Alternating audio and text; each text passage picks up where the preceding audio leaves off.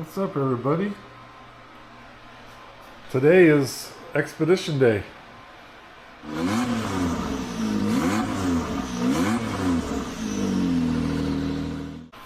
Alright, how are you guys doing? Today is another day in the shop.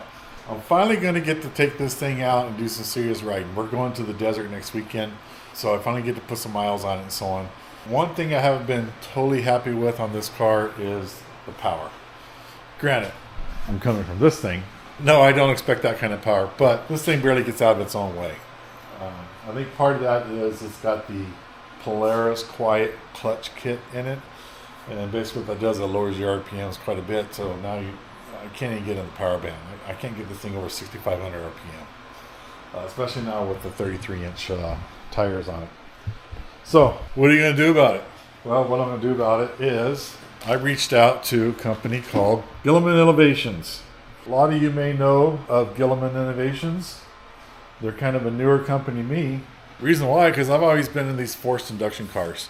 Gilomen does do some forced induction, but they really specialize, from what I see, in these type cars.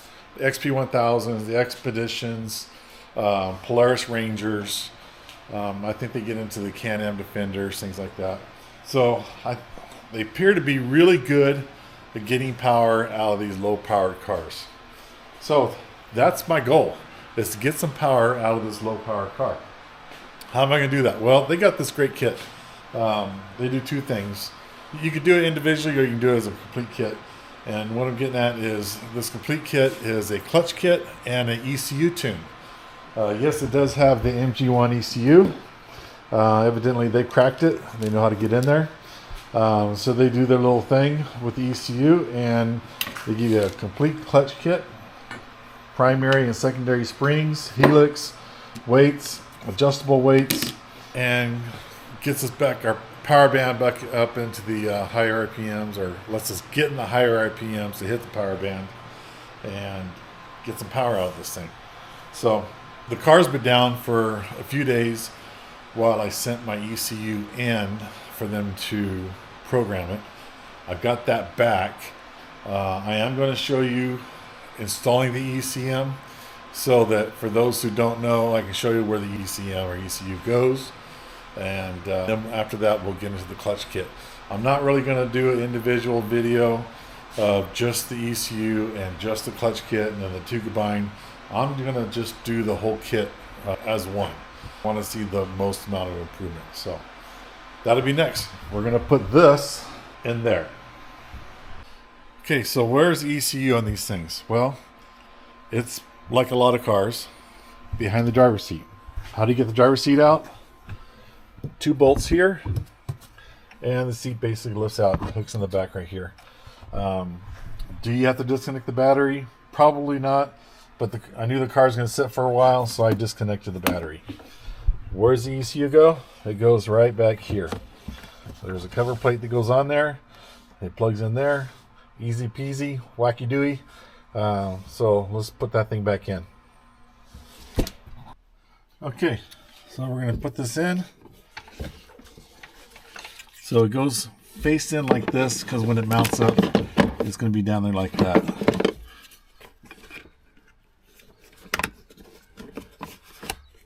Snap. Put this one in. Snap. Snap. And then we have 4 mounting holes right there. Very sharp screws.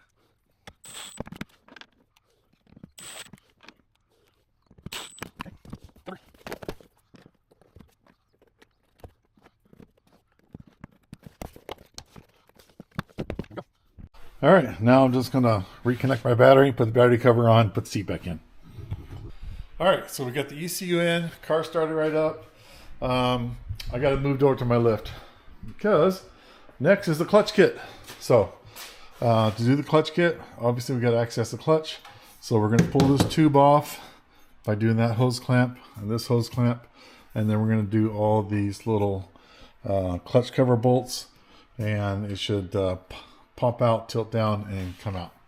So we're going to jump ahead of that part. You guys did that before. Okay, clutch cover's off. all these bolts. Coming from a Can-Am, not having a Polaris since my XP1000, what I was really glad to see is the bolts stay in. So if you're out in the sand or loose dirt or something, you got to do this. You're not going to lose your bolts. Very cool.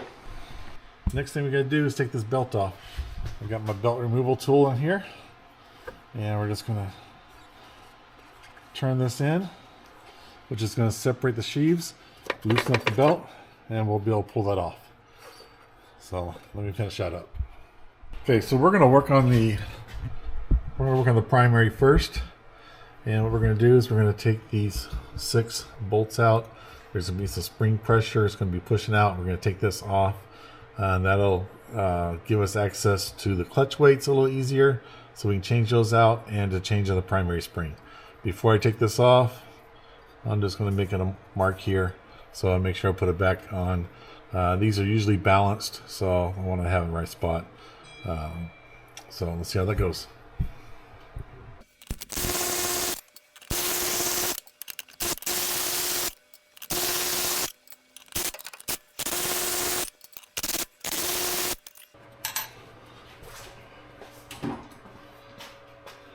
Not a ton of pressure there.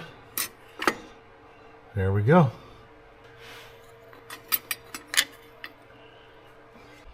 Okay, so what I'm going to do next is I'm going to slide this out. Gives me easier access to here. I got an 1/8 inch Allen here. We're going to use a 3/8 socket here, and we're just going to pull these pins and pull the weights out.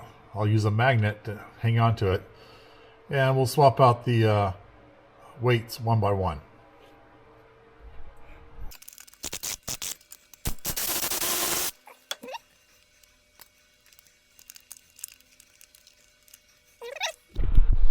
Okay, new weights in there. I found that it was easier to hold the weight this way with this pushed in a little bit. I may have to go back and forth and use a magnet and hold the weight this way. And then don't forget to torque it down to like 20 inch-pounds. There we go. All right, I'll do the other 2 weights. By the way, I want to show you the difference in weights. Here's a factory weight. And we are at 81 grams. And what's it say on the side? 4481. Okay, set up for my 33 inch tires, 0 to 3,000 foot elevation. I've got the first hole full, second, third, fourth hole full, and the last hole with only 2 weights in it instead of 3. Anyway. 65 grams. So 65 grams, 81 grams. Okay, so all the new weights are in. Now we're just going to reassemble what we did. The only thing we're going to do different is we're going to take out the stock spring and we're going to put in the new spring. Pretty simple. Make sure when we put our cage back on, let's go ahead and slide the spring on. We're going to put things in the same order that they were. Right, and we're going to make sure that that mark that we did is going to line up with where it was before. All right, I want to show you that this isn't hard. Don't worry about that spring. So I got my marks lined up, and it will just basically use your finger tight and squeeze it and get these bolts started. So that's what I'm doing. I'm just squeezing it together with my fingers. So I'm going to torque these down evenly, and we're getting there. I got parts missing from the table, and we're going to get that down to 9 foot-pounds.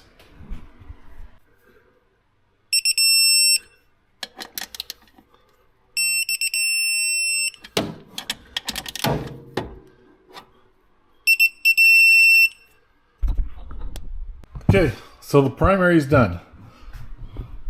See the blue spring? Kind of hard to see, I know. New weights are in there. So again, for those Can-Am guys, You don't have to pull the whole primary off. You don't have to pull this bolt or anything. Just take this top cage off and the sheave will slide and you can get access to the weights and you can change the spring out.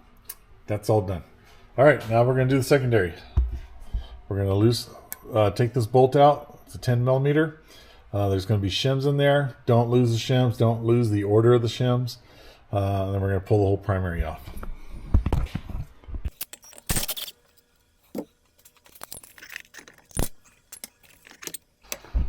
Okay, primary's off.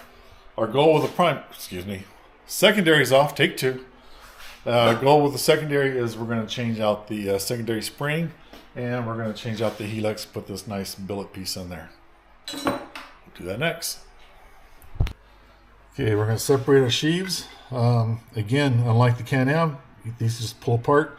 Our shims that we talked about before are in here, and I'm just going to let them fall out and catch them. So we had two shims in there. Keep that in mind. Next thing we're going to work on is we're going to work on replacing this sheave right here. We're going to have to remove these bolts to do that. It's under spring tension, so we want to put it in a clamp. Let me get that set up. All right, here's my compression tool. I'm going to take the back half of my secondary and I'm going to slide it over the tool. Helix side down. I'm not going to be able to use that. Let me find me a washer. This is going to get in the way of my 3 bolts. Okay, so I got my washer. Got my nut. I'm going to take it down. I'm not going to compress anything. I'm just going to hold it still. All I'm going to do is hold it still.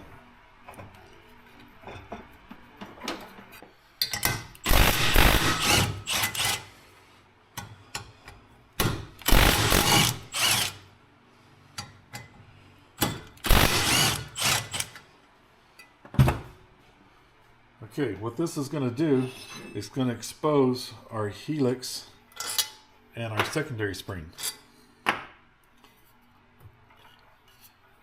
It's under tension, so back it off slowly.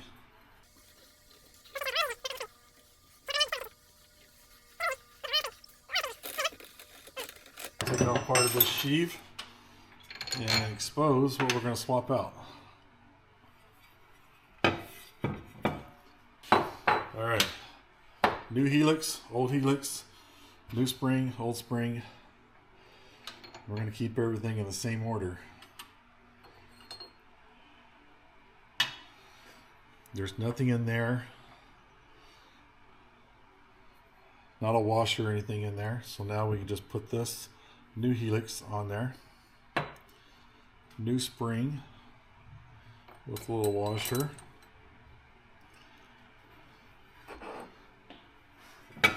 Put our sheave back on. Now, this is going to be under tension. So what you want to try to do is line up this hole with the hole on the helix. You want to kind of get that in the general area before you start putting tension down on it. And I'm just kind of watching the holes line up as I compress this down.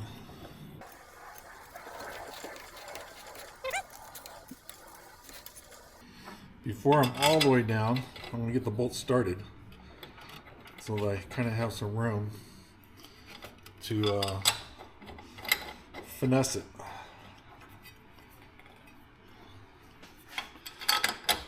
And that way it's lined up for sure when I compress it all the way.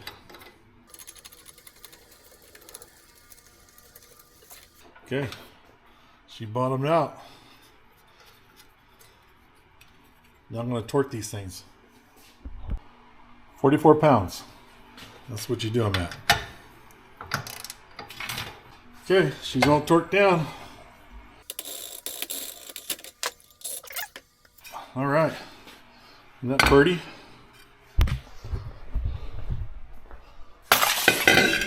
Let's put her back together.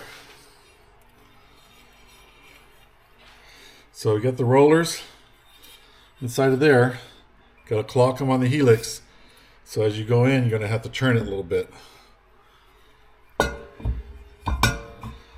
See? Now these don't have to line up. They're not clocked to each other. So let's get ready to put it back on the car. All right, so now we're going to reinstall the secondary. And we're going to put our factory shims back where they started. So let me take that over there and I'll tell you what else. Okay, so I'm putting my secondary back on. And we're going to have to clock it a few times to get it lined up on these splines. So I've already put the car in gear to help hold the transmission. Keep the transmission from moving. So we're going to play with this sometimes. Make sure it's on all the way.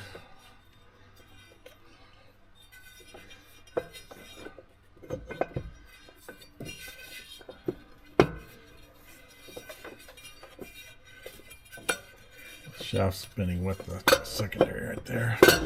There we go. Look at there. It's on there. Put our shims back in there where they were from the factory. Now, we're not putting the old bolt back in. Remember that was a 10 millimeter bolt? The Gilomen kit comes with a heavy duty bolt with a 13 millimeter head on it. Okay, let me get that done and tighten it down to 26 foot-pounds.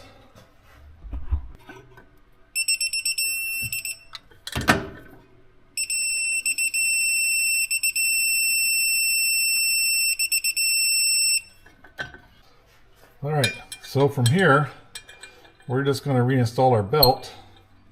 And then after the belt's on, we're going to rev the motor up to like 3,000 RPM. Make sure we get the clutch engaged. And let it come back down, and we'll kill the motor, and we're going to check for belt alignment. The Gilomen clutch kit comes with some extra shims and instructions on what to do with them if your belt is not aligned. So if you have that issue, make sure you follow that. I'm banking on the fact that we're going to be aligned from the get-go here.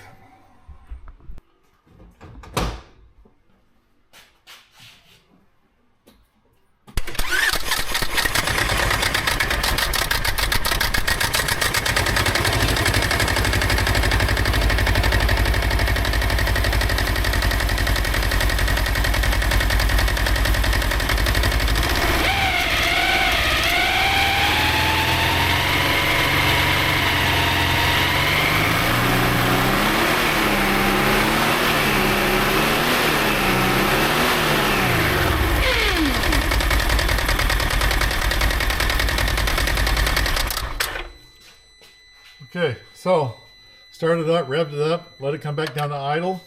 Secondary doesn't move, so I think my alignment is going to be pretty good.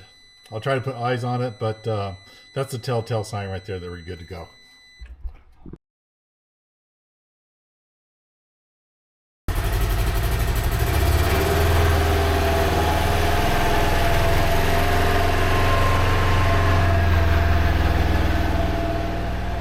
Let's take it for a little spin.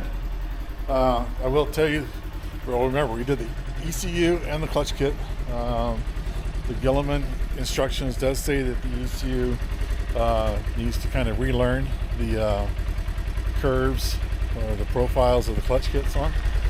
Let's see what this thing does. By the way, you like my Garmin GPS? This is the Tread XL with the Baja docking station. Come out real good. She's solid.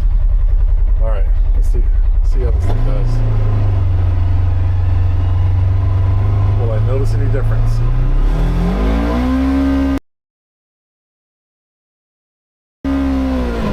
Holy moly, she got some RPMs now. I went to 8,000. That's pretty good there. Oh yeah, she's pulling. She's pulling.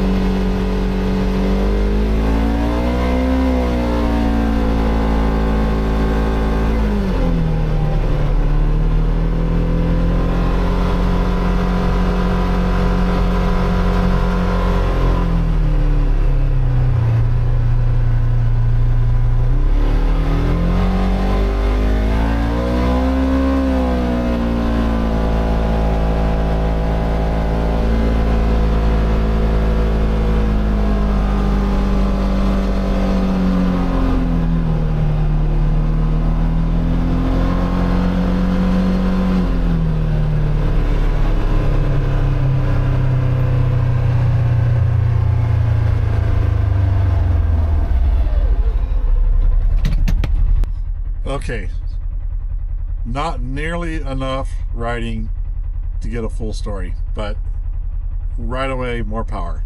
The RPM's up there. This thing pulls now. This thing needs some time on the ECU to kind of find itself, relearn whatnot, but it's a difference already. Was it all the ECU? Was it all the clutch kit? I don't know, because I did them both, and I'm not going to apologize for that. I planned that way, but it's different. I like it. Go check out Gilomen's website. You'll see the combo kit on there. It's very reasonably priced. I will have more time on it next weekend to get a better feel for this thing, but we're going to end this video with just my initial impressions, and I'm sure I'm going to do some fine-tuning after it kind of gets dialed in, but I'm looking forward to having a great time at the desert next weekend. So thanks again, guys, for tuning in. Thanks for all the subscribers. You guys are awesome. I hope you guys are enjoying this content. If you have any questions, send some comments. I always respond. Please like and share with your friends, and we'll see you on the next video.